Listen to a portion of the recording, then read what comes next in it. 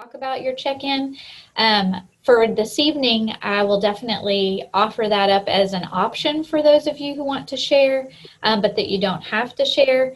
But what the check-in is it's really just kind of an acknowledgement of where your headspace is. Because if we think about it and at least for me, sometimes I'm running around like crazy and I sit down at my next Zoom meeting or I have to go run an errand or whatever. And I'm kind of there, but I'm kind of not there, right? Because maybe I'm thinking of the 3 things that I have to do after this, or maybe I'm tired, or maybe something didn't go particularly well earlier in the day. So a check-in is really just an acknowledgement, just owning that. There is no judgment around it, right? There is no, that was bad, this is good. It's an is. It's a where am I in the present? And so I just kind of want you to give yourself permission to think about that. Like, where am I right now in the present?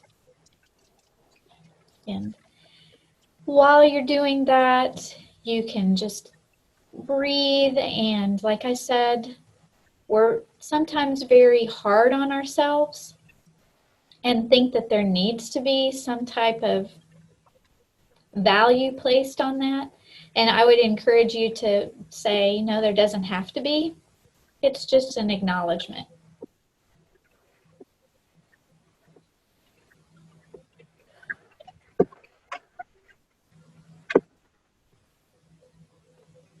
The other thing that's really nice about a check-in is that as we kind of acknowledge our own headspace, and when I say headspace, I also mean the body. Like, how does the body feel right now?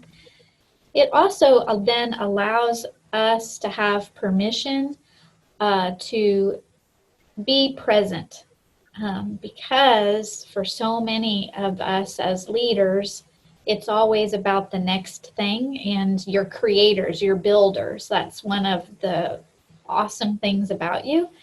But it's okay to also acknowledge and just be in the present.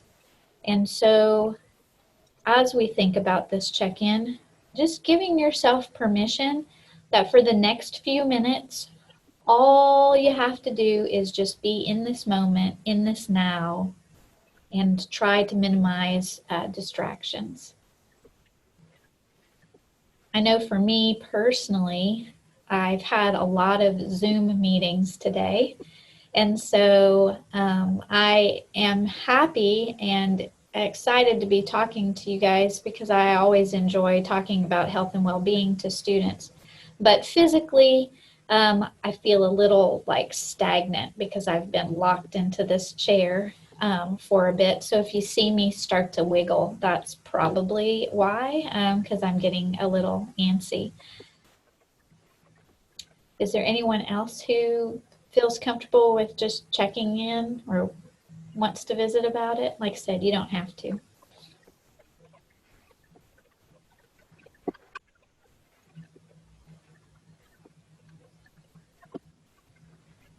I'll say something. Sure. Okay.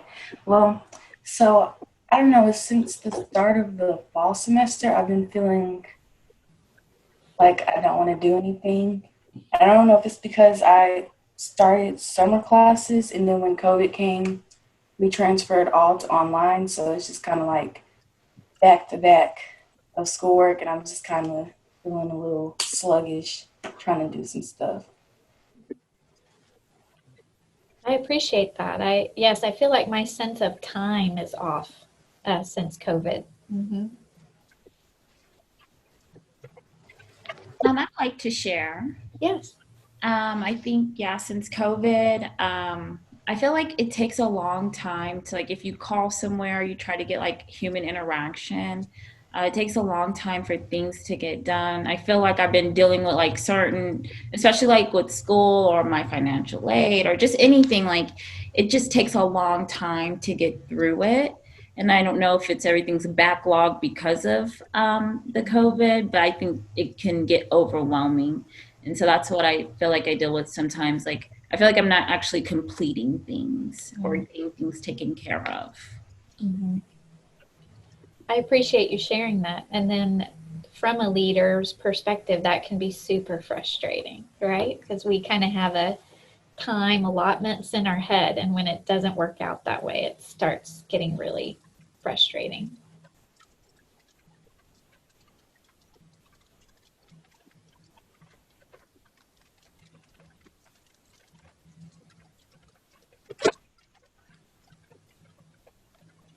Anyone else like to share?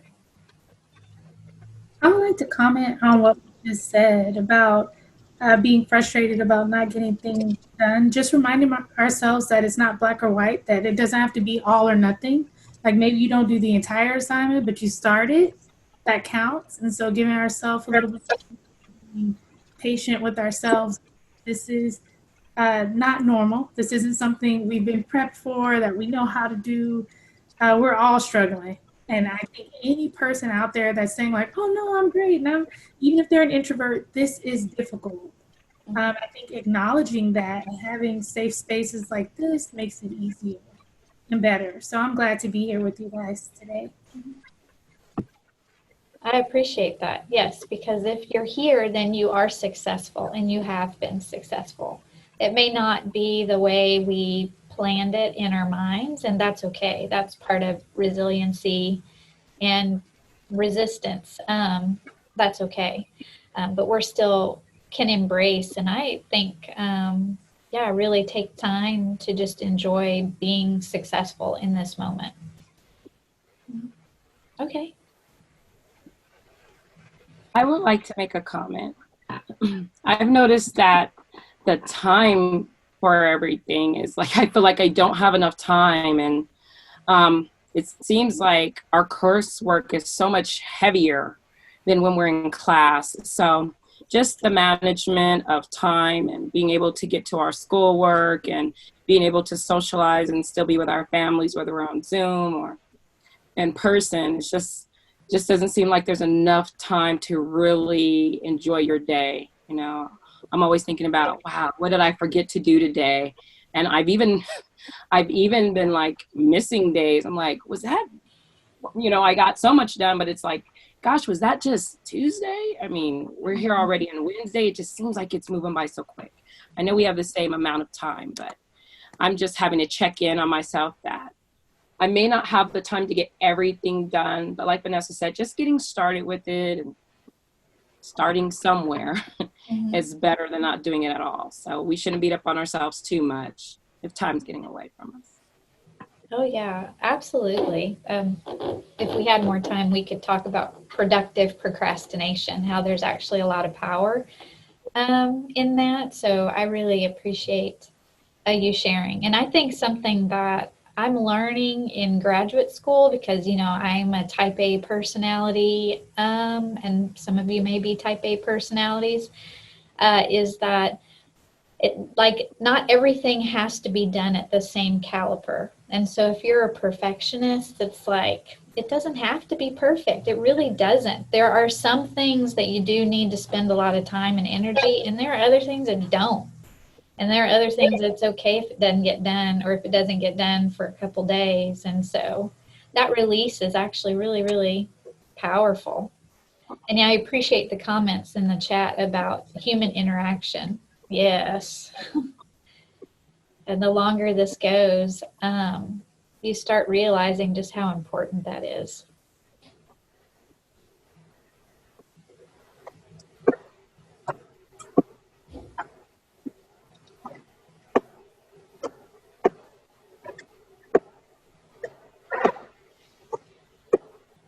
Good. Anyone else?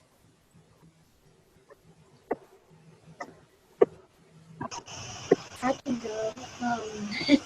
A lot of these things that I've been too. I kind of just feel a little bit burnt out already. It's like the first week of school, kind of just, it feels like so much of the Misha was talking about, like on this courseload and trying to find how to maintain the balance and kind of like getting used to everything being like this, and to kind of being kind of on a standstill with all the things that's going on. And I feel like, I don't know, it's just because it's overwhelming, just like this little bubble that I feel like I'm in sometimes, and like I can't progress out of this bubble. But and try it again. Hopefully. Yeah, hopefully we can help. Hopefully we can talk about some ideas to help with that balance for sure. I mean, if you think about it, a normal fall semester would be hectic and lots of schedule juggling anyway, and then you add everything else on top of it. I am just a big fan of, especially as female leaders, giving ourselves grace, like giving ourselves more grace.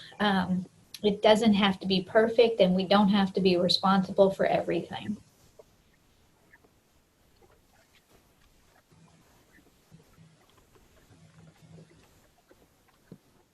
I'm just really like so amazed at how we're all learning the same things. And the older I get, the more I realize college isn't just about learning the material. It's like learning how to manage and give yourself grace and like learn, it's weird because college has taught me with supportive professors, it's like it's not about being perfect. It's about doing what you can with what you're given. And so I'm grateful to hear it's like this is a great community. Like we're not alone. We're all going through the same things. So that's really cool. And I appreciate everyone's willingness to share that too, because it can feel vulnerable, or it can feel like, maybe I'm like showing my cards here and they're not going to think I'm as capable or as smart or as whatever, and all that's just bogus.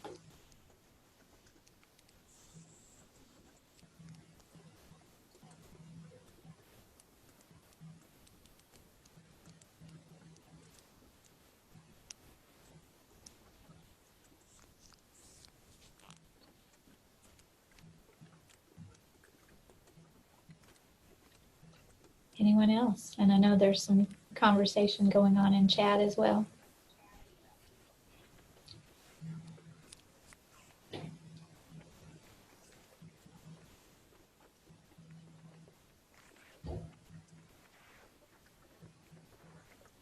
Well, like I said, I want to invite you to give yourself permission to just be in the present for the next few minutes as we learn about health and well-being overall, and then hopefully maybe we can talk about some particular strategies that I would encourage you to consider as you're trying to balance everything, which happens every semester.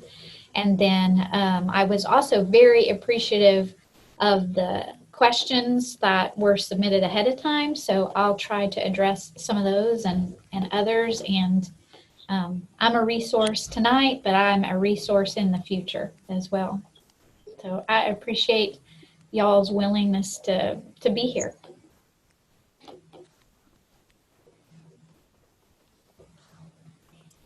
I just want to thank Michelle for doing that mindfulness activity, because it's nice to know that like we're not the only ones feeling the way we're feeling.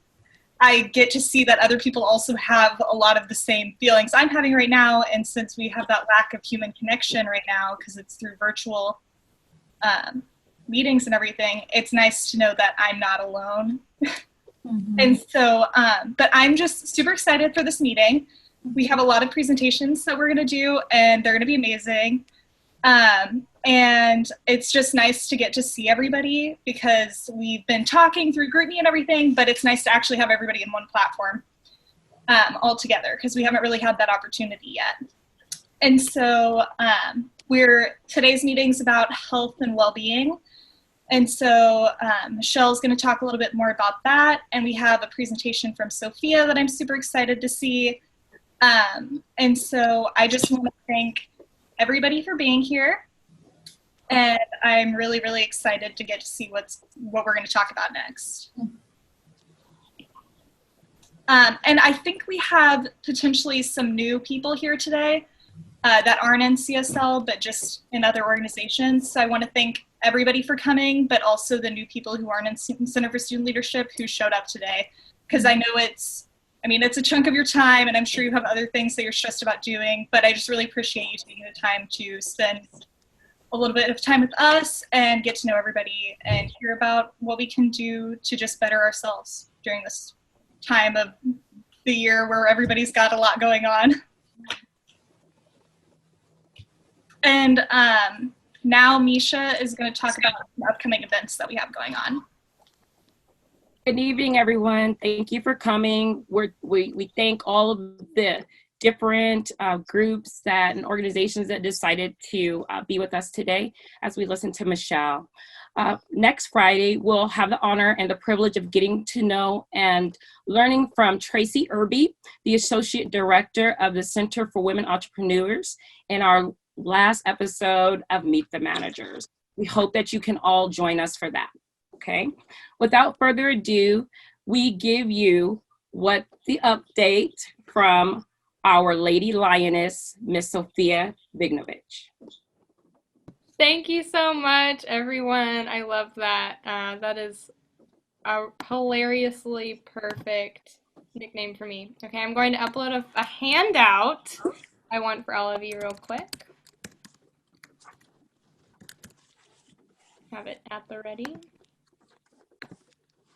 Boom. You don't have to look at that immediately. I will reference it in the presentation. And now I will share my screen.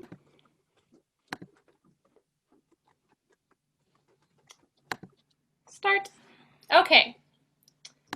So today I'm going to talk about trying to figure out how I can see myself and present at the same time. Make sure I don't make any weird faces, but it's okay. I guess we're just going to make all the weird faces. Okay, so today we're going to talk about how-to relationship. We're talking about health and well-being with Eat Well, Spend Well. And so the name of my presentation is Relationship Well, and my name is Sophia Vignovich. Can everyone see my screen, by the way? Misha, you're the only one I can see. Give me a head nod if you can see it. Okay. Yeah. Okay, great. So relationships are very important. I know that a lot of us are so bogged down with the responsibilities that we have, and we're all overachievers, and we like to think that we can sometimes avoid the issues or bury ourselves in work and be really independent, and those things can be great, but relationships are everywhere, and they impact us on all areas of our lives. And the people that we surround ourselves with and the people we create relationships with, those people will start to impact how they treat us. They will impact how we treat ourselves. So in school, you may have a group project or a group organization like this. And if it's really healthy, like this, it will boost your self-esteem. And if it's unhealthy, it may get in the way of assignments, or you may be developing a future professional relationship that will get in the way later down the line. With our career, full-time people, part-time people, you work with those people so much a week, 40 plus hours one day, you'll practically be married to them. You work with them so much a week. So it's important to develop healthy relationships with your coworkers.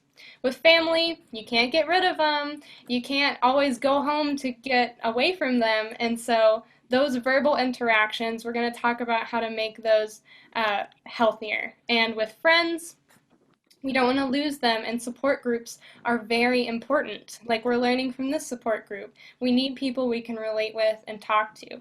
And our significant others, even the healthiest of relationships, can develop unhealthy habits. And when they do, it's important to catch them and have the conversation to talk about that. And the most important relationship we have is with ourselves. And all of these relationships affect how we treat ourselves.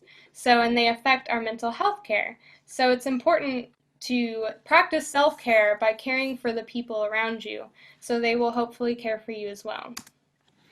But Sophie, these people are annoying. These people are rude. These people don't want to work with me.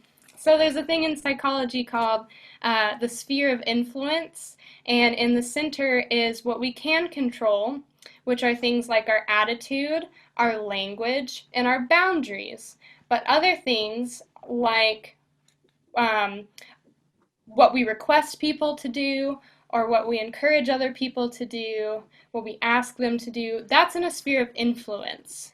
and we can speak to them in a way that will influence them, but everything else is completely out of our control. The way other people react, the way other people treat us, the way other people feel. We can't control other people's feelings. We can only manage our own feelings. So, in the sphere of control, we have the way we talk to people. And so I'm going to reference the 5 Love Languages book. It changed my life in my relationship, and it changes lives in all sorts of relationships, not just significant others, but couples, workspace, coworkers, friends, family. And it's a great resource. It's only $15 on Amazon, or you can take the quiz for free at 5lovelanguages.com. And so the key element here is that everyone has a different primary love language, which is how they respond well to love, or how they get filled with love, and how they give love, and everyone's are different. So if you're giving them the wrong love, they may not even see that as something that they appreciate. So it can really help communication when both people feel cared for. So if someone's primary love language is words of affirmation, then they respond well to compliments or encouragement. With acts of service, they respond well to maybe doing chores around the house, or getting them some food ready if they're too stressed to cook, or at work, getting your responsibilities turned in on time, or even early, just for something nice. For people whose primary love language is giving, they really respond well to little gifts, a thoughtful note on the desk, or you can make them a card, things like that. Physical touch, I know it's hard with social distancing, but as long as you're intentional about it, or you give like an air high five, or if it's someone at a long distance, you can send them a picture to let them know you're thinking of them. And you can get creative with friends and family that are close. You can, give them a hug or a shoulder to literally cry on. And with quality time, the most important thing here is that when you set aside time for them, you make sure that you're not distracted, don't be always checking your phone, and it makes them feel really loved and appreciated. And also to set aside specific time, even if it's just 15 minutes, to do an activity that you like to do together, or just listen to them and be present. A relationship is like a flower, and if it starts to wilt, it needs water, and love is the water for human relationships. And so next, we're going to talk about relationship safety and the other thing we can control, which is our boundaries. Boundaries in space are super important. I cannot emphasize that enough. Even in the closest of relationships, like marriage and family, some people may think that you aren't getting enough love if you don't spend enough time with them, or you have to cancel something because something's really going wrong. It's important that we all understand that everyone needs a healthy amount of boundaries and space so that we can fill up our own cup and love them more effectively. So that's something that you can put in place and control.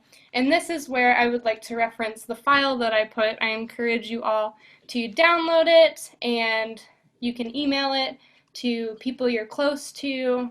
It's not only for significant others, but it's also for friends, family, all relationships. This is something that I've received from a therapist, and it's a nice little handout that you can practice to avoid unhealthy verbal interactions like yelling or arguments or criticism. It's something that hopefully will help keep the heat down and cool people down before they have those unhealthy verbal interactions. Because abuse does not always come in physical violence, but it can manifest in small ways like manipulation or criticism, constant yelling, and things like that. So we want to avoid that as much as we can. And some people may not be even realizing what they are doing to hurt you. So it's important to have the conversation. If something is impacting you and hurting you, taking the time to just have that conversation can change a whole wonder of things. The way I like to think of it is, would you talk to your favorite child the way that they talk to you. Do they build you up or do they cut you down? And if they're cutting you down, take the time to have that conversation. Lastly, if they aren't respecting your boundaries after a lot of effort and a lot of love, then I would refer to therapy and seek professional help. If you can't afford it, then you can go to CAPS on campus. You can take a screenshot of this. I've provided all of the numbers and the addresses, and even if you don't need it now, it's good to have for future use. Counseling and family therapy clinic on campus, even they not only do family, but they do individual services as well as relationship services, and they're on a sliding scale. And Serenity Family Therapy is an individual private practice in McKinney, and it's pretty close. And these people all offer telehealth right from your home. It's very convenient. And I would like to close with relationships are worth your time. If you don't give it, they will take it. If you don't take the time to cultivate these healthy habits and solve these problems now, then you will continuously have to solve little problems and issues that keep coming up and process hurt emotions throughout the rest of your interactions. If you take the time now, it will be well worth spent, and it will be a great way to take care of yourself and the people around you. I hope you enjoyed my presentation, and go relationship well.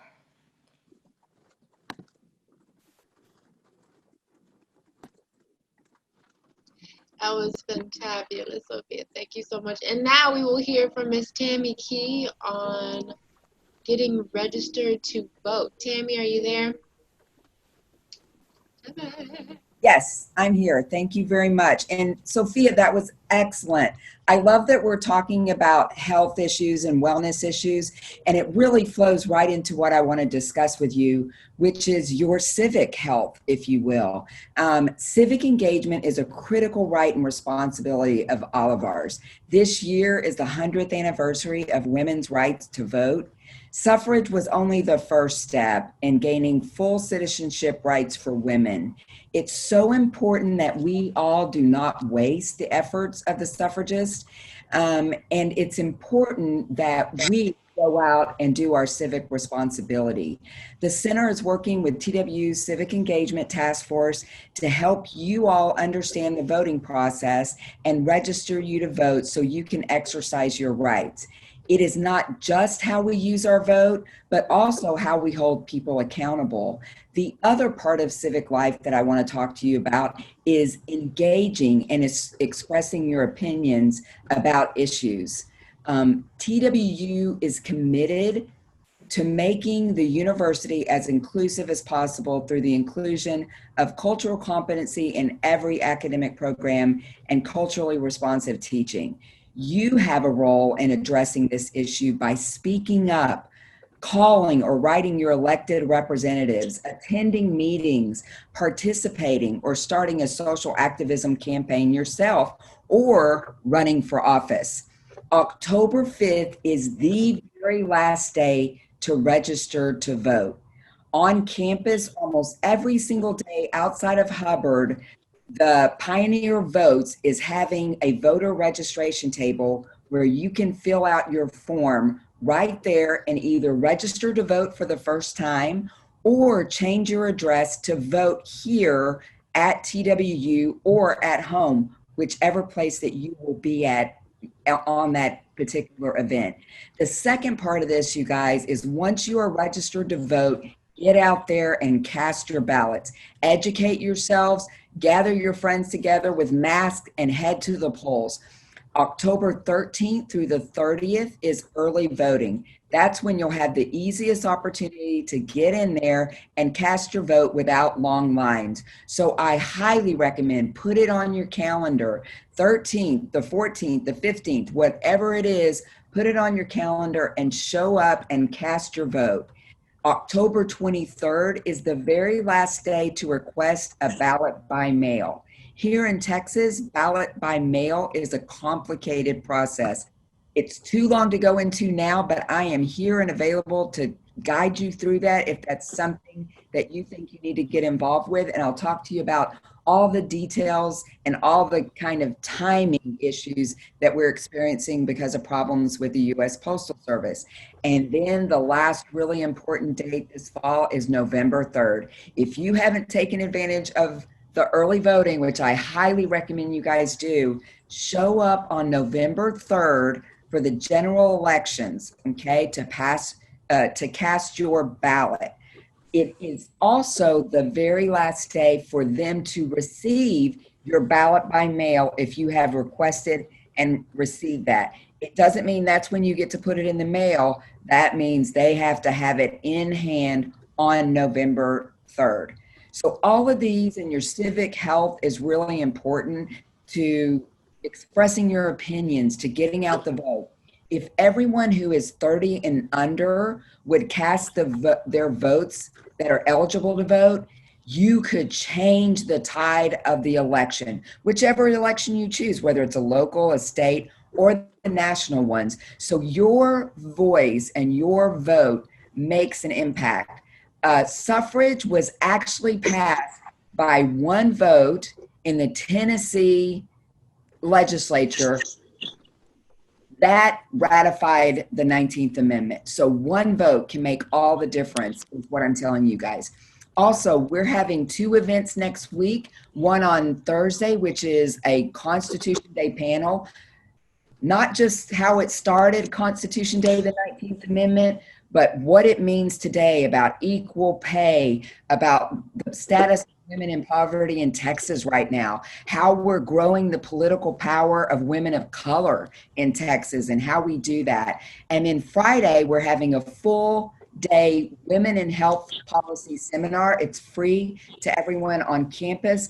In the afternoon, we are having Shafali Luthra, a health reporter from the 19th, which is focused on women's issues. She's going to do a panel with our legislators and talk to them about important health policy issues and how that may be affecting you guys in your everyday life, if you will. We're having national experts who are working in the field, health inequity, maternal mortality, food insecurity. And so all day long, we're going to really be informing you, advising you. You don't have to be interested in a health career, although they're going to be talking about a lot of options you may not have heard of, but it just gives you that insight into how policy is made and then how it affects you at the local, state, and national level. It's going to be exceptional. If you guys need more information on our social media, TWUCWPPP,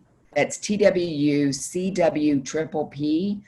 Go there and sign up. We'd love to see you guys there, if not for all of it, for at least a part of it. The night before on the 17th, we'll have a networking session where it's going to be sort of like speed dating, but speed networking, if you will. And we'll talk a little about how you properly can network and some of the skills that you can use. And then we're going to put it to use. So I appreciate your time tonight. I love what you guys are doing and focusing on your health. I hope you focus on your civic health as well.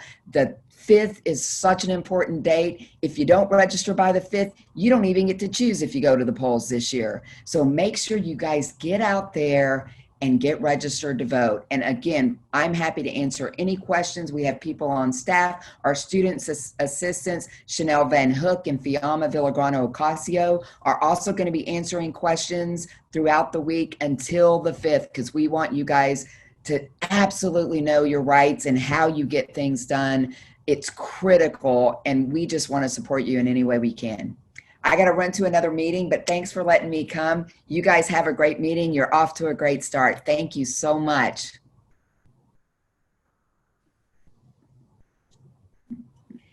Hello, everybody. How are you guys today? Good. All right, so I'll be introducing Miss Michelle Kelly-Reeves. Ms. Michelle Kelly-Reeves is the Director for the Health and Wellbeing Initiative and now serving in an interim role for fitness and recreation. Her nearly 20 years of higher education experience have included health education, fitness supervision, civility, social change leadership, Title IX, and now Strategic Initiative Building and Student Wellbeing. She received her bachelor's degree in exercise and sports science at Texas Tech University and her MS in communication studies at the University of North Texas. She is currently working on her doctorate with her dissertation focusing on single mothers' college experiences. An Army brat, she loves traveling, podcasts, and being outdoors. She is not afraid of a challenge and has enjoyed raising a daughter who is now in college and a son who just graduated from college and a grandson who keeps everyone active and laughing. So let's give a round of applause for Miss Kelly-Reeves and just that she was able to come out and speak with us today. Thank you very much. I appreciate it. Do I have the ability to share my screen? Let's see, share screen. I bet I do. Let's see. Can you guys see that okay? Yeah, awesome. Okay, very good. Well, thank you for letting me visit with you a little bit about the Health and Wellbeing Initiative. And I feel like it was just such a perfect segue, and the things that you have talked about at the beginning. One, the relationship well fits right into mind well, and then I love the conversations about being active women as far as being informed about policies and network and being change makers. We're actually spending the year in health and well-being talking about the intersection of self-care and activism because there's a lot of power. And once I recognize that, you know what, I have every right to be here and take up space and to achieve goals that I want to achieve, whether that's school or career or anything else, then it's also, I can use that confidence then to help others and to help my community. So I appreciate the time and I appreciate where I'm situated in this conversation. So I want to talk about the essential skills of self-care. And the reason I say that is because there's a lot of Instagram versions of well-being out there. And so we probably all have slightly different definitions of it. And well-being on Instagram is very pretty, but it's also tends to be very privileged and based on this idea that I have a wealth of resources or that's somehow the only way I can find balance is if I have just a huge amount of privilege and resources. And that's not TWU's perspective on well-being. Our perspective on well-being is grounded in some of these fundamentals. The first is that it's multidimensional. So we all tend to be better in some areas than others, right? Some things that I feel more confident in and then others. Well, health and well-being at TW acknowledges that there's always going to be some ebb and flow as we navigate this life. But if I neglect one area for too long, it's going to absolutely impact the others. So I can only do that for so long when I start seeing a ripple effect in some of the other areas. Another assumption we make is that everyone's journey is personal. So it's okay to explore and experiment, and it's okay if my version of well-being and what brings me balance is different than yours or different than your parents or anything else, that it's okay.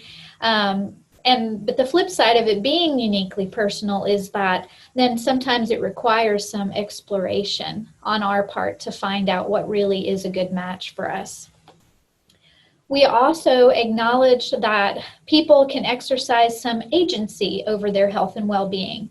And so what we mean by this is that I can be in control of some things, but not everything, right? I mean, I can work at it as much as I can, but I am never going to be any taller than 5'3", right? I live within the boundaries of my body and my experiences, but the value in practicing some skills related to health and well-being is then it better teaches us and gives us confidence in the areas that I do have some agency in. So what do I have control of so that I can work towards finding more balance over time?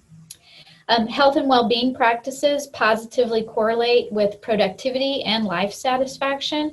It's also been tied, and in particular, physical activity's been tied to doing better in school and having clarity. And we'll talk about why here in a minute. And then we also feel that these are teachable skills. So especially while we're all grappling with this new normal, this is really a good opportunity to be like, okay, well, I'm walking into uncharted territory, so it's okay to try new things and to see what works. And I would encourage you to have that framework as you progress throughout the semester. So why do I think health and well-being is important? Well, it ties just into the discussion about voting and being leaders. We actually strongly believe that if we can teach our students and really ourselves to really embrace what self-care and well-being is, then we are more likely to be able to have the time and the energy and the will to become community advocates for others, because we'll start paying attention to our neighborhoods and to where we work. And we'll start going, you know what? We'll start demanding and having higher expectations because we'll know what it feels like to feel very well grounded and healthy, and to really embrace that self-care. The other reason why we really advocated for it at TWU is there are probably many of you in academic disciplines that I would call other-oriented. So maybe you're studying to be nurses, PT, OT, education, social work, a lot of the other social sciences. And they're amazing fields and will be very appreciative of you as in your professional lives, but when they're other oriented, it's very easy to start getting into the habit of always being external, right? Always pouring out. And what I like to tell students and remind students is that you can't pour out of an empty bucket. The only way that you can properly serve in those academic disciplines over time is that you have to be able to say, I'm important enough to honor my own self-care and well-being, or else I'm going to be too tired to serve that classroom, and I'll get sick frequently, and it'll be tough to work in that medical profession, or I'll experience burnout, or it'll be really hard to not get discouraged. And so it's actually critical for everybody, but in particular for those in those other oriented disciplines. And then last, women frequently are the primary decision makers when it comes to their families' finances, eating, and well-being practices.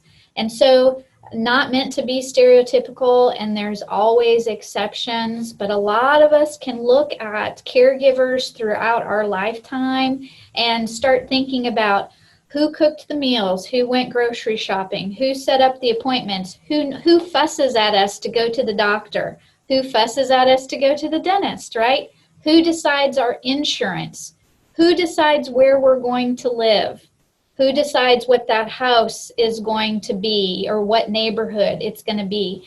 That oftentimes it's a misconception that men somehow are the financial drivers, because most day-to-day financial decisions in many, many households are actually driven by women, which is why it is critical at Texas Women's University that we develop a student body that is very aware, especially in the areas of financial and spend well.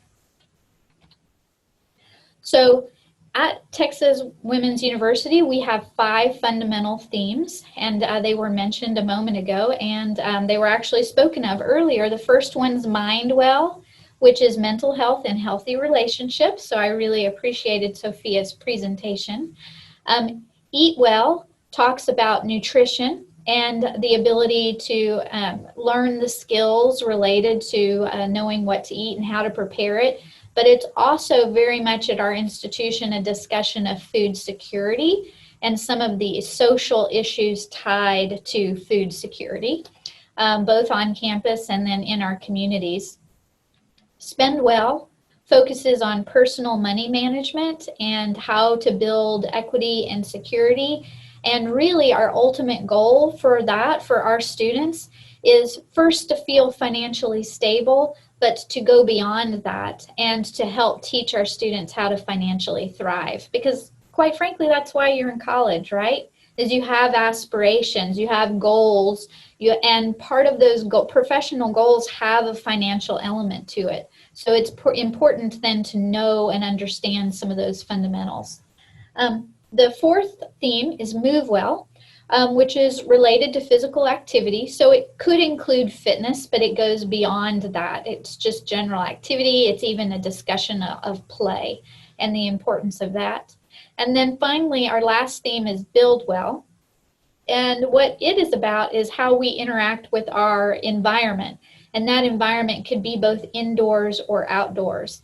And so it tends to take up different green issues like recycling, but it's beyond that. If you think about it, and especially in this COVID era when we're spending so much time in a room and in front of Zoom, think of spaces that you feel really relaxed in, and think of spaces that you feel productive in versus spaces that might stress you out. What Build Well is a discussion of is the fact that environment really does matter. It really does influence then how we respond. And so a common discussion point with college students is stress. And a lot of you, I was really appreciative of how open you were at check-in to talk about how a lot of this has felt stressful or overwhelming or just quite not sure how to get started. And then a reaction to that often is procrastination, because if it feels like it's too big to move forward, then we sometimes will react by just staying still. And so I always like to have a conversation with students about stress, but I want you to know what my very first assumption is about stress, and it might be a little bit different than how you think about stress, and that's okay. I am going to contend for the next couple minutes that stress is physical. Oftentimes when people say, oh, I'm so stressed, they mean head stress, but this idea is a very westernized, Americanized idea that somehow the head and the body are separate, and that somehow I can be stressed here and that it doesn't impact my body, or the reverse. Somehow my body could be struggling and that's not going to impact me cognitively. And there's absolutely nothing in science that supports this cultural norm in our country. Nothing. Everything speaks to the fact that obviously the mind and the body are attached and they exchange information with each other all day long. And so it's important to consider that stress is then physical, because it then will also help us with figuring out how to manage it. So if I am in a situation where I know I'm juggling a lot, and I agree with the assumption that stress is physical, the positive that comes from that means that there are actual physical actions that I can do that can help reduce stress. And one of those is actually nutrition. And by the way, I have some very outdated memes scattered throughout here, so enjoy those as you go. But depleted vitamins under stress. Vitamin C. So what is vitamin C's purpose? We've all heard when are we encouraged to take extra vitamin C? You can just shout it out or type it up. When we're sick. Exactly. Because, so think about it. Extended stress, if stress is physical, will cause my immune system to drop. So I need to have an awareness of that. I need to be extra protective of my body during prolonged periods of stress, because stress is physical, right? How about vitamin B complex? What is it tied to? I believe energy. That's right. That's right. So you'll often, during prolonged periods of stress, feel really run down, right? And so addressing that nutritionally then is important, and recognizing that if stress is physical, then that means my body's having a physical reaction to the stress. It's not just in my head. And the tricky one is vitamin D. Do we know what some of the functions of vitamin D are? It is the sunshine, but do we know what system it impacts? Go ahead. Oh, to process calcium. Okay, very good. And calcium is one of the minerals for bones, but what other system does it have a pretty important impact on? Do we know? Is it the brain? Yes, it's the nervous system. You're exactly right. You're exactly right. Woo-woo, physiology. So what that's telling me is that during prolonged periods of stress, it makes my head foggy. It's hard to make good cognitive decisions. It's hard to concentrate because stress is physical. So one of the things I can do is to just pay a little bit more attention to what I'm consuming. And I don't think it hurts. I think there's a question later on about supplements. I don't think it hurts to take a basic multivitamin, especially if you know, you have to know thyself, right? If you know your eating habits at times are a little sketchy, then having that multivitamin just helps kind of keep us even, and especially paying attention during prolonged periods of stress for those depleted vitamins and minerals.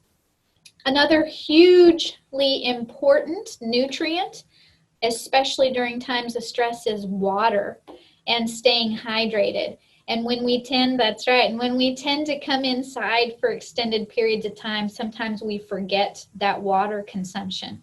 But remember, if stress is physical, then that means that physiologically there's a lot happening underneath the skin and in the body that I can't see. And our system completely depends on water to get those toxins out. We get them out through the skin, through evaporation, through exhaling, from using the restroom, from all of that. And so one of the simplest things I can do, if I agree with the assumption that stress is physical, is actually make sure that I stay really well hydrated. And then finally, related to nutrition, recognizing that high levels of caffeine, sugar, fatty food, alcohol, nicotine, drugs, we have exaggerated reactions to those during times of stress. And if I'm going to be really honest, it's why we're drawn to those things during times of stress. And we all have our demons, right? Like some of us might have a sweet tooth, and some of us might really lean into some caffeinated beverages. And some of us may struggle with smoking or something like that. The reason why there's that draw is because it gives us a high, but because the body is working so hard in managing stress physically, that high also will then create a crash. And so the body is not as good with adjusting to that gradually during times of stress. So that term that we've heard forever, moderation, everything in moderation, is actually critical during times of stress, because our body tends to overreact to those things, and including in our nutrition. Sleep. So I think I mentioned in the bio earlier that I have two young adults, right, that I've raised. And so they think that they can survive without sleep. And they're awesome. They can survive for a while. But what we need to realize is how critical sleep, both the quality and quantity, is to our health and well-being. I'm not going to tell you how much sleep. Some people thrive on 6.5 hours. Other people need 9. You know thyself, right? That's where you experiment and you think about what actually works for you. But what I want you to consider, because I get it, as a busy college student, when you have a lot going on, this is the thing we start chipping away at. Like, oh, I can do a little less here. I can do a little less here. So I want to plant an idea for you. And I want you to think about, why do we think in 2020 Humans still need to sleep so badly that we devote a third of our lives to it. What's happening when we sleep? Your body's restoring. Your energy levels are coming back. Your mind's getting a break. You're not on technology for 10 minutes. Like it just recharges you. It's your battery. That's excellent. It's not only your battery, it's actually the fact that we have a built-in mechanism of healing built into the system every day. It's pretty amazing. The body actually goes in and heals itself on a cellular level while we sleep. And if you think about it, the times that we get sick, what do we want to do? We want to sleep. If you have a little one at home and they're going through a growth spurt, what's one of the signals that they're going through that growth spurt? They want to sleep, right? Anybody after surgery or anything, they need to sleep. It's because built into, wired into us is this ability to heal, which is amazing if we think about it. If we think about how valuable that is to my own self-care, then it's harder to give it up. It's harder to go, oh, well, I don't need as much of that. Because it helps remind me that, oh my gosh, I really do.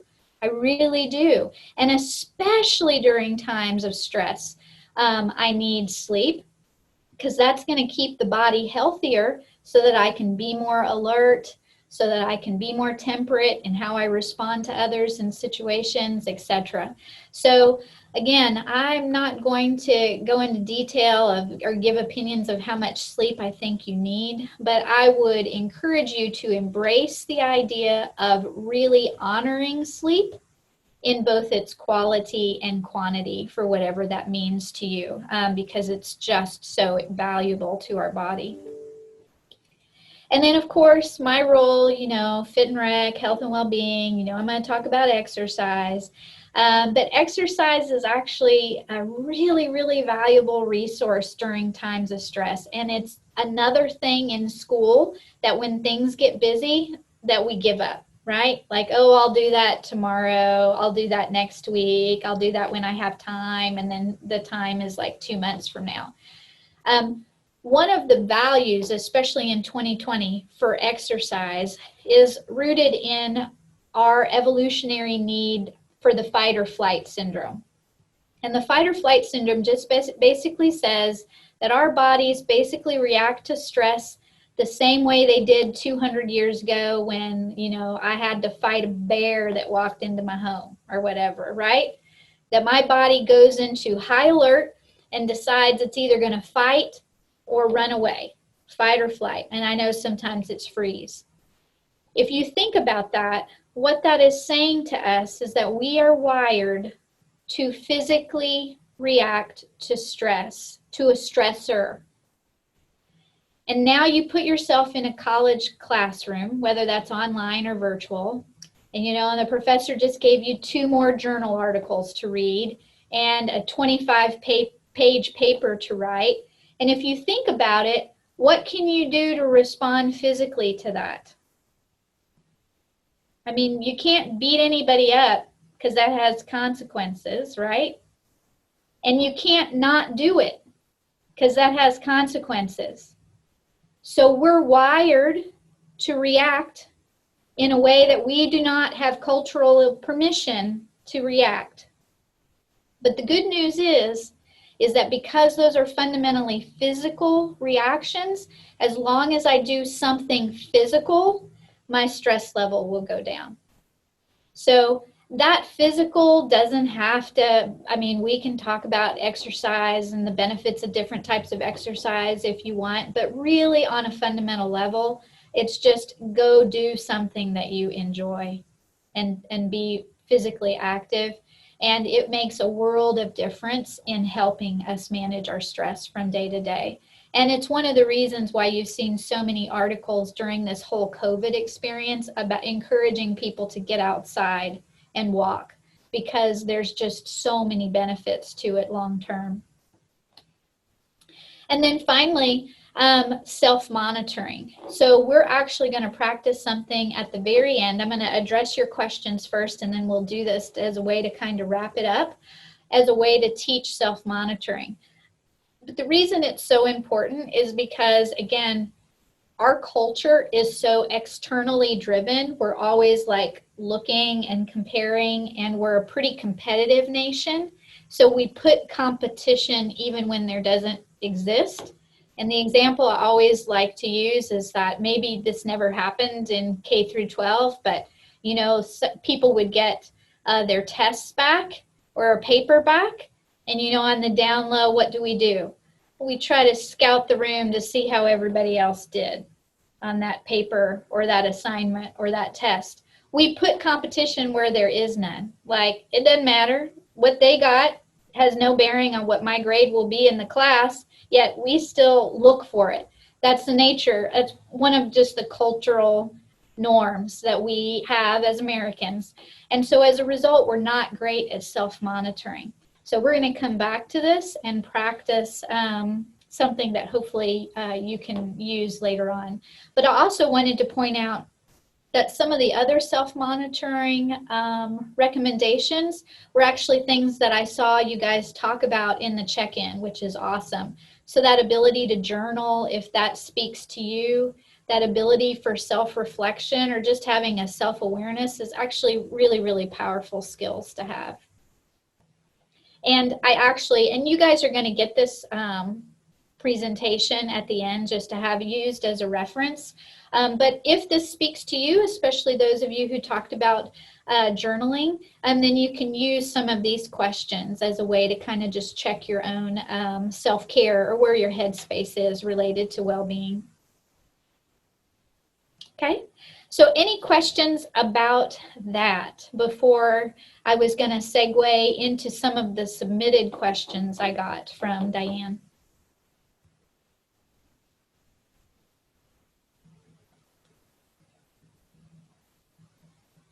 Okay, all right, we're very good. So this is just the jumping off point. If you have other questions and you want to add it to the chat or ask me, you certainly can.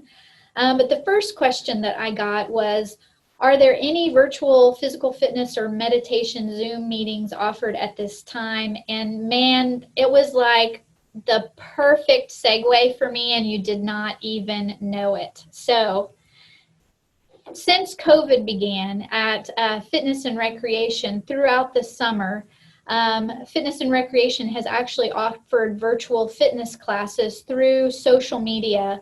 And what we've done is we have instructors who have done pre-recorded videos, and those are all on YouTube now, and we will continue to build on that library. And so you just go to TW Fitness and Rec, and you'll see the compilation of videos right there, and we will add to that. But something that's coming in about 2 weeks that is super cool is that, so we have a professional association, it's called NERSA. And when COVID hit, you know, nationally, schools were experiencing what we were experiencing, where all of a sudden we're having many students move home, switch to online classes. And so basically, over 100 universities got together and decided that they were going to support each other. And so they've created this program called Recreation Movement. And TW is going to join it here in 2 weeks is when we'll kick it off for the fall. And so what that's going to do, if you follow Fit and Rec or Health and Wellbeing social media, we'll have prompts on how to sign up for this. It will allow you access to hundreds of videos, fitness workouts from all across the nation, from universities, including ours, all across the nation. But the other cool part about it, for those of you who are a little bit competitive, is that they also will have a running leaderboard, and students, faculty, and staff at the institution can actually submit their minutes of physical activity, and we can compare ourselves to other universities. And so for those of you who were here last year, it kind of has the same vibe as Outdoor Nation, which, by the way, TW won and was first in the nation for our size. Yes, we are totally bragging about that. And so it's a fun way for us to kind of support one another in encouraging healthy habits and having a little competition fun at the same time. And then the other cool part about it is, let's say you're like, you know what, Michelle, I'm not really into these videos. You can actually submit any physical activity minutes. So let's say your well-being comes from walking your dog, you can add those minutes. Going to the climbing wall, you can add those minutes. So that was like the perfect segue. Whoever submitted that question, I greatly appreciate it. Somebody asked, is walking a healthy option for a fitness workout? And I say yes, absolutely. So exercise goes through fads just like everything else, right? And so we all know that the fad that's hung on a while has been the HIIT training, right? The high intensity. And so it's real easy for people to be like, HIIT training good, walking bad, and all that is bogus. Like, it's bogus. It's not that binary, right? There are many, many benefits of walking, not only physically, but also for our mental health and well-being, and for that social aspect. You know, you can walk outside safely, you can relatively easily keep a social distance, and it's just a way to connect. It's a way to connect with nature. It's a way to give yourself permission to be present. There are a multitude, not only that, it helps you with your production of vitamin D when you go outside. So actually walking is an excellent option for fitness. And another thing that you'll see this fall is that TWU is trying to build a Girl Trek team. So for those of you who do not know what Girl Trek is like amazing. It is a social activism movement that is for African American females, that's rooted in this notion of self-care is activism. Being that recognizing, hey, taking care of our bodies because we're worth it, then allows me to be strong enough to help others and to help community. And in fact, they take a 3-tier approach: save yourself, save another, and then save your community. We're building a TWU team. It's for Black women, but allies are welcome to participate. Anybody can join the Texas Women's University team. So if you have family members who you want to go on that journey with you, you can do that, but just keep an eye out. We'll be posting about that in the next week or two as well. And yeah, it's free to join. It's an awesome, awesome organization. What is considered healthy eating? So people like to overcomplicate this. So I'm going to just try to keep it super simple. And if you have follow-up questions, then let me know. And I tried, where it was pertinent, to give you links that you guys will have after this that you can look for future reference. But as a general rule, especially when I think about the average American diet, I want to choose more fruits and vegetables. Ideally, if I can gradually develop the habit that half of that plate is fruits and vegetables, I'm doing really well. Then whole grains. Carbs are not bad. Carbs are good. Fruits and vegetables are carbs too. It's all right. We're going to be okay. It's the quality of carbs that are important. And so oftentimes when fads like no carbs come around, it's actually because they're rooted in a little bit of truth. And the little bit of truth in that notion is that Americans eat too much sugar or refined carbs. That is true. When you start looking at all the things that have sugar in it, when you start thinking of all the sugary drinks that we consume, we consume too much. So it's the quality of the carb that matters, not so much whether I have carbs or don't have carbs. And then the final idea is lean proteins. You want 20 to 30% of that meal on average to be lean protein. It doesn't have to be meat. There's plenty of vegetarian versions to get that protein. But generally speaking, that's what you want to gradually create and develop on that plate or as you're eating snacks. The other general principle that I just think is easy, relatively easy to live by, is the less processed, the better. So if you flip that label back and you see a gazillion ingredients, and you very quickly start reading things that you're like, unless you're a nutrition major, I don't know what they're talking about, then that tells me that's a very highly processed food source. So they've kind of stripped some of the nutrition out of that, right? The less processed, the better, is a good general guideline. And I tried to give you from the US government what some of those guidelines look like for those who might want more details related to that. So somebody asked me, does intermittent fasting helpful or harmful to a woman? I probably phrased that wrong, so I apologize. Intermittent fasting in women, good or bad? It actually can be helpful.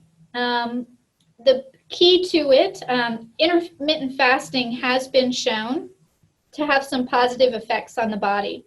It allows us to reset. It allows for cellular regeneration. So there's some positives coming from that. But here's a couple distinctions. We're talking intermittent fasting.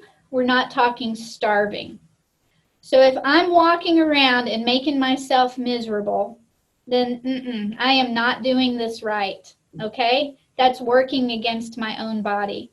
What intermittent fasting does, and there is no magic way to do intermittent fasting. Fasting has been around for thousands of years, right? For a variety of reasons. It's this idea of creating a window of time to eat and then eating healthy choices and then creating a sustained time of not eating. So it's the idea, and most intermittent fasting has some schedule that's based on day and night. The idea that the body is prepared to better process that food in the daytime, and in the nighttime, better able to avoid or have our fasting during then. There's different strategies to go along with that. At the end of the day, I think if that's something that you would be interested in, I think that it's something that has to feel livable. So if you're miserable, I know sometimes some people will do the 16-8. I've read that, and I even think this Health Harvard talks about an 8-hour window of eating and a 16-hour window of not eating. I've tried that and I hate it. So I ain't doing it, right? Because that's making me miserable. It's making me feel like I'm starving myself. It's depleting my energy. It's not increasing my energy. I'm listening to the signs that my body is giving me that's saying this is not right for you. It might be right for somebody else, but it's not right for you. So I would say that yes, there are some physiological benefits of intermittent fasting, but do it wisely and do it based on what your personal body really needs. There was a question, are there any studies that show data on the benefits of weight management and overall health? And my answer is yeah, there's gazillions. There's a lot of strong ties on the importance of weight management and how that impacts overall health. Although I am also very quick to acknowledge that we're all different sizes, and that's okay. Like what my healthy weight is might be different than your healthy weight, and that's okay. There's a range. It's not a narrow range. There's billions of us on this planet, right? Think in terms of standard deviation and bell curve. There's a pretty big range there. So we have to find what fits with us. But what I wanted to point out is that our library system at TWU actually has a whole designated section on well-being. So if you're a reader, or if that's something that you like to explore, you can actually search Wellbeing, and they have a whole collection on all 5 themes areas that you can use as resources. Let me see. There was a question, is it okay to supplement? And my answer is yes, a daily supplement I think is fine, but keep it basic. You don't have to spend a lot of money on it. And just recognize that supplements are not treated the same by the United States as drugs. Drugs, and we've learned about it with COVID, right? All the testing that we go through for drugs, for a drug to be available on the market, supplements don't have to do pretty much any of that. And so it's important to just kind of keep it basic and maybe be skeptical when supplements are making claims, because they don't really have to back them up legally. How many minutes per day should a person work out? Again, the big answer is it depends on your goals, right? And what you're trying to achieve in your overall fitness level. But for health purposes, for adults, it's 30 minutes of moderate plus activity most days of the week. That 30 minutes does not have to be all at once. And that is very helpful to me, because I definitely have seasons as a graduate student where I'm so super busy that I can't get in a workout, but maybe I can take a short walk around the block for 15 minutes and then later on in the evening do something else. So it's just 30 minutes most days of the week. And then, is meditation helpful for mental wellness? Absolutely. And I would broaden my definition of meditation. I think any type of mindfulness activity has value. You can pick what feels right for you. Some of you mentioned journaling. Others, it might be yoga or some other type of mind-body class. Others, it might be a true meditation. That's completely up to you. There's a ton of really good apps out there. And the Counseling Center, actually their website has a lot of really, really good resources. So I included those on there. Okay? So any questions?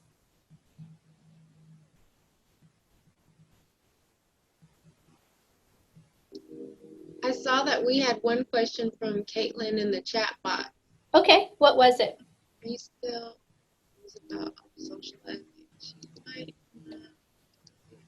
She said, just any recommended ways of how to. Oh, Caitlin, no, I see you right there. Go ahead, girl. Mm-hmm. No, you're good. I was trying to find my message in the chat too. My question was, how do you recommend we stay social while still staying safe with COVID? I want to make new connections with people, but it's really hard on a virtual format. And mostly with virtual discussion, it's like we go in, it's a presentation, we leave, and I never really get that chance. Oh yeah, I agree. Zoom is not my favorite. So I think that one of the things that I have found very effective that also aligns with what the CDC guidelines are right now is doing outside activities. So the risk of getting COVID outside is much lower than it is inside. And so I can go outside with somebody. It's easier because I have more space to practice social distancing, and we can get outside without masks and have a conversation. So that is my huge recommendation, and this is something I'm trying to be really mindful to do even in my own life, is find those kind of activities that'll let you go outside where you can get into maybe a bigger area where the air is dispersed better. And so then you can be able to engage with people and have those conversations. The other thing is I tend to be pretty introverted. And so the really big Zoom calls just tend to kind of shut me down. Yeah, it feels very presentation-y. And so how another suggestion I would have is just to be really intentional with inviting only 1 or 2 other people. And that can either be at a socially safe distance, or it could be a virtual conversation, because then it feels more like a conversation with somebody. Even if I'm like sitting at my desk and eating lunch, it feels, or that could be FaceTiming with somebody. But yeah, that's how I would do it. But what I really appreciate about that question is your recognition of how important that is to us and our well-being. Because even whether I'm introverted or extroverted, we are social creatures, and it's actually incredibly important. So I think whereas maybe pre-COVID, those social interactions would have just kind of happened organically, now we just have to be more proactive and deliberate about making sure they happen.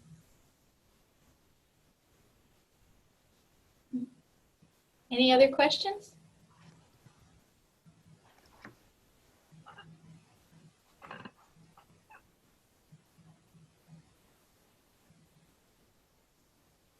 Okay. Well, to wrap it up, if you're okay, Diane, I can do the checkout exercise. Is that good? Okay, awesome.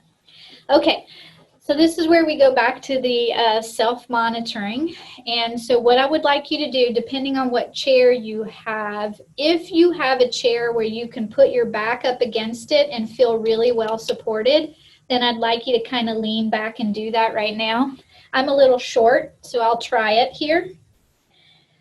So I want to sit in this chair where my back feels really tall and supported. So it's not TV watching chair time, right? It's not this where I'm like slouched on the couch. It's more lifted. The spine is tall and lifted.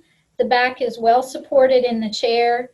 I try not to cross my arms or my legs. They can just be at my sides depending on where you're sitting right now.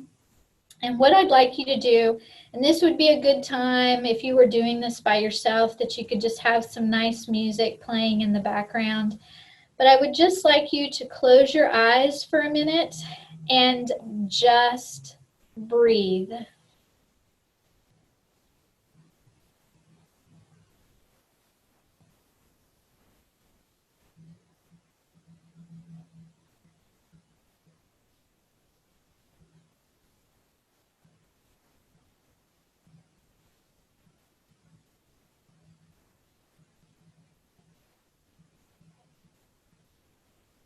I've been so appreciative of how attentive you have been. I know it's been a long time sitting in front of a camera. If I can have just a couple more minutes for you to just be in this present moment. So don't worry about what comes next and later on this evening. Just think about the here and the now. And as you breathe, I'd like you to breathe in through your nose and then out through your mouth, keeping your mind clear.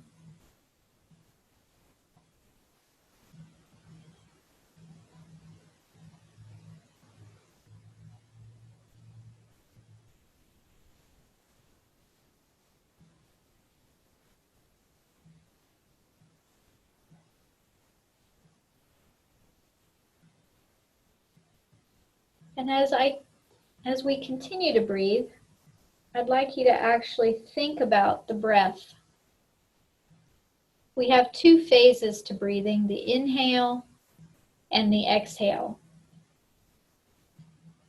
One of those is the working phase, and the other is the relaxation phase. You don't have to say it out loud, but I want you to think as you breathe, when do you work and when do you relax?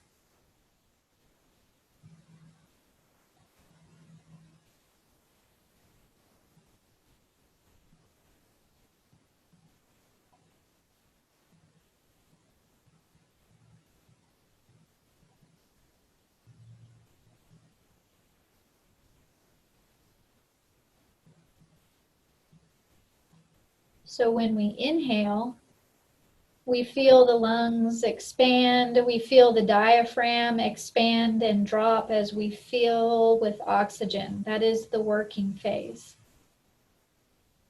The exhale is just when we stop doing that and we allow the body to relax.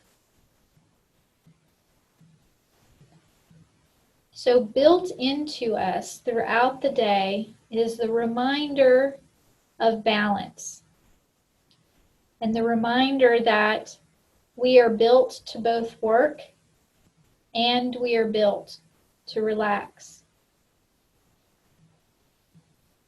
And if I'm feeling stressed or distracted or anxious, if I recognize that all of those feelings are physical, then I can use the breath to help calm down. And I can do that by making sure that I spend more time exhaling than inhaling. So if it wasn't already happening, I'd like you to inhale nice and deeply and fully, but I'd like you to take longer to exhale.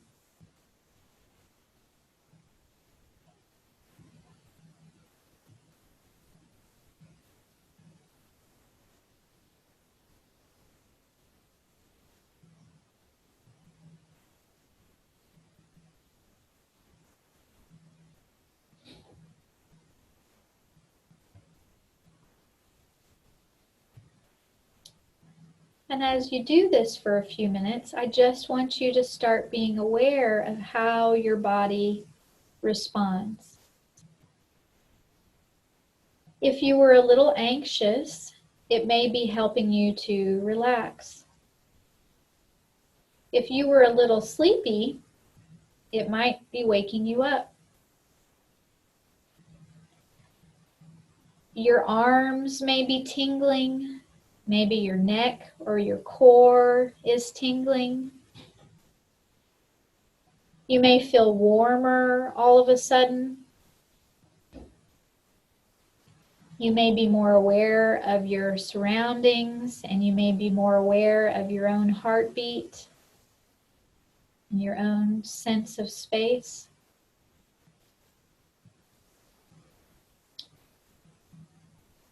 And these are all very positive ways to manage our stress and our state of mind.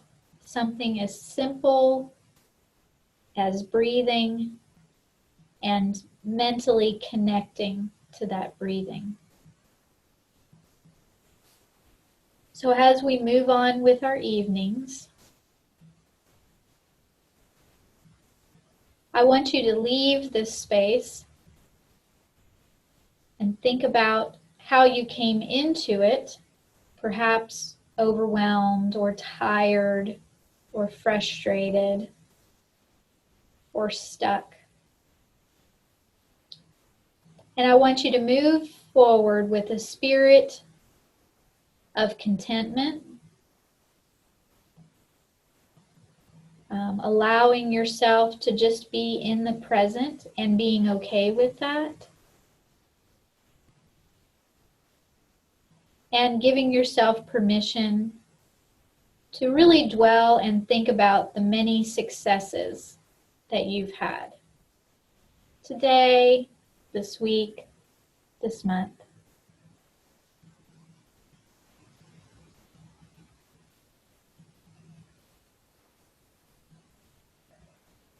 Give yourself permission to feel confident and secure and capable.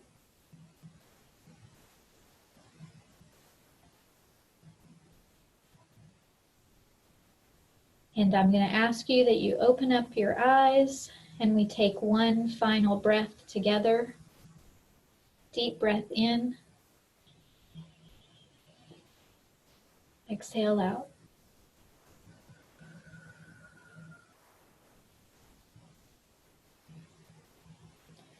Thank you for letting me be a part of the evening.